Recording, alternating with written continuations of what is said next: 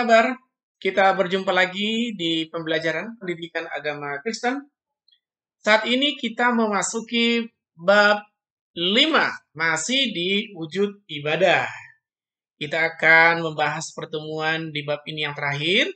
Ya, kita akan bahas tentang sakramen ataupun apa yang ada di dalam gereja. Oke? Nah, seperti biasa kita akan memuji Tuhan lewat pujian berikut ini. Baik, kita sudah mendengarkan pujian. Mari kita berdoa. Bapa di surga, kami akan memulai pelajaran kami di pertemuan saat ini Tuhan. Kami mohon belas kasihan-Mu supaya Allah memberikan kami pengertian dan pemahaman di dalam belajar saat ini. Dalam nama Yesus kami berdoa. Amin. Baik, kita lanjut pelajaran kita. Apa yang diajarkan di dalam gereja? Ya, apa yang diajarkan di dalam gereja? Kalau kita datang ke gereja, apa sih yang kita terima? Ya, kalau pelajaran sebelumnya kita sudah belajar bahwa Kristen adalah agama. Ya, kalau pertemuan sebelumnya bahwa Kristen itu adalah sebuah agama yang merupakan identitas. Ya, agama yang percaya kepada Yesus sebagai Tuhan dan Juru Selamat. Jadi Kristen itu merupakan agama, suatu identitas agama seseorang yang percaya kepada Yesus sebagai Tuhan dan Juru Selamat. Ya. Nah, setelah kita belajar tentang apa itu Kristenan, kita akan melihat apa sih yang diajarkan di dalam gereja itu. Yang pertama, untuk memahami ajaran Kristen, maka kita dapat melihat ada dua bagian. Ya, kita akan melihat ada dua bagian yang akan kita pelajari pada saat ini. Yang pertama adalah Alkitab. Ya, Alkitab, karena kalau sebuah agama, kalau tidak ada kitabnya, itu akan sulit memahami ajaran yang akan diterima atau disampaikan. Nah, di sini kita sebagai kitab kita ada bernama Alkitab. Alkitab itu apa? Alkitab adalah wahyu ya. Wahyu atau pesan Allah kepada manusia yang berisikan tentang relasi Allah dengan manusia, hubungan antara Allah dengan manusia dan sesama manusia juga.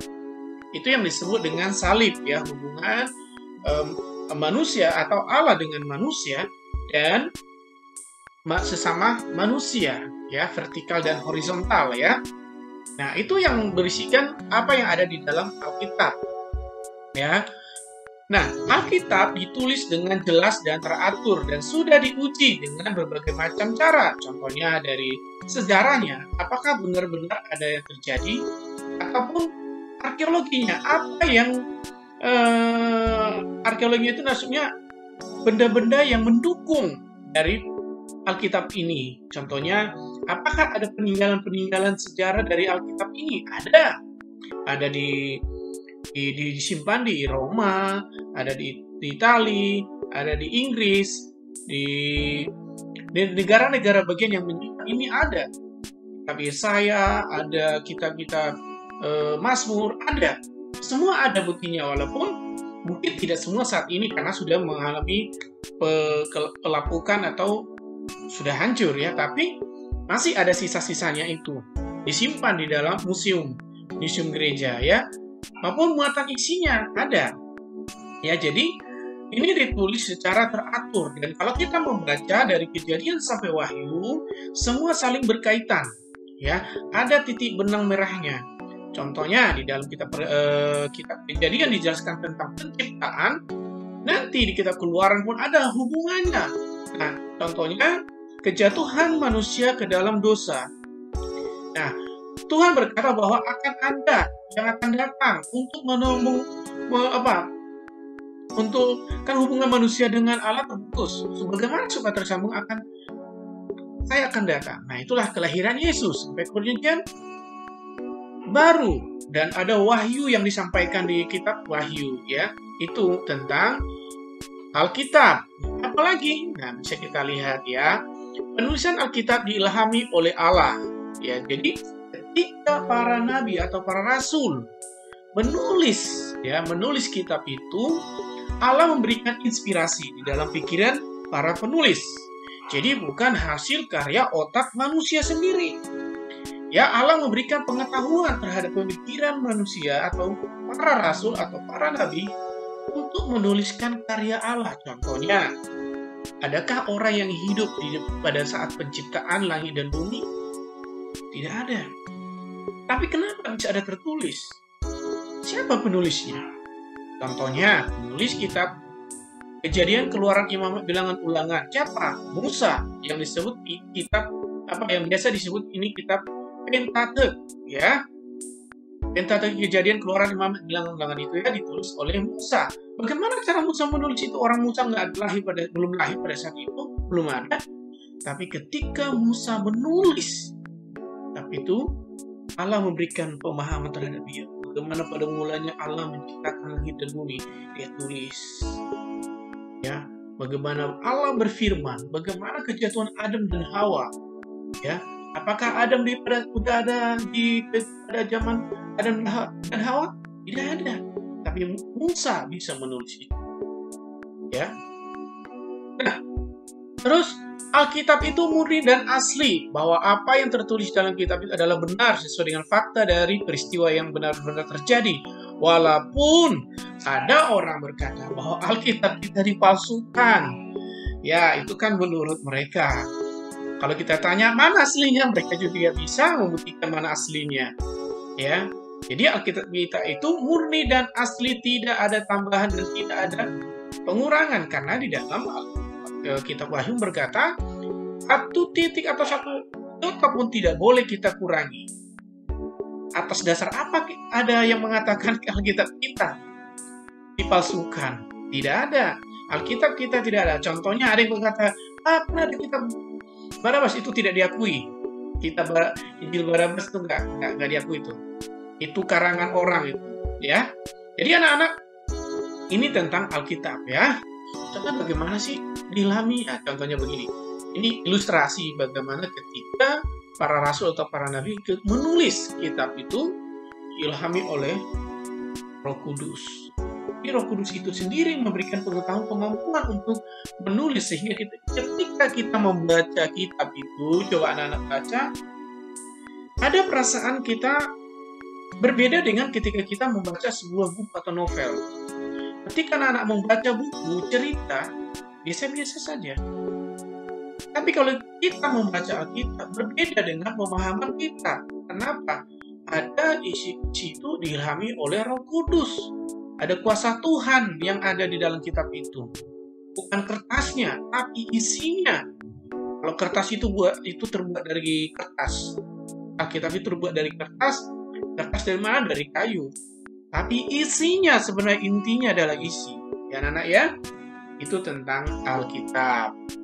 Jadi Alkitab itu ditulis, diilhami atau diinspirasi oleh Roh Kudus atau Allah sendiri, ya. Oke, saatnya anak-anak coba lihat di bawah yang ada tanda tulisan like atau jempol begini. Klik dulu sekarang, waktunya sekarang ya. Diklik sudah? Diklik sudah? Oke, sekarang kalau belum subscribe, ada tulisan subscribe itu di subscribe. Ya, kalau ada tulisan unsubscribe jangan. Kalau masih tulisan subscribe, diklik dulu subscribe-nya supaya ketika Bapak nanti mengirimkan video selanjutnya, anak-anak sudah mendapatkan notifikasi pemberitahuan bahwa ada video yang Bapak kirim, atau kalau ada lonceng di situ, klik loncengnya. Ya anak-anak ya. Jangan lupa di like, ya, terus di share video ini kepada teman-temannya supaya teman-teman yang lain dapat juga pembelajaran selanjutnya ya. Oke anak-anak, setuju? Sudah di like? Oke, kita lanjut. Kita lanjut. Apa ya? Oke, pengajaran. Ini pengajaran, bukan pengacara ya. Pengajaran. Tadi kan kita sudah belajar tentang Alkitab.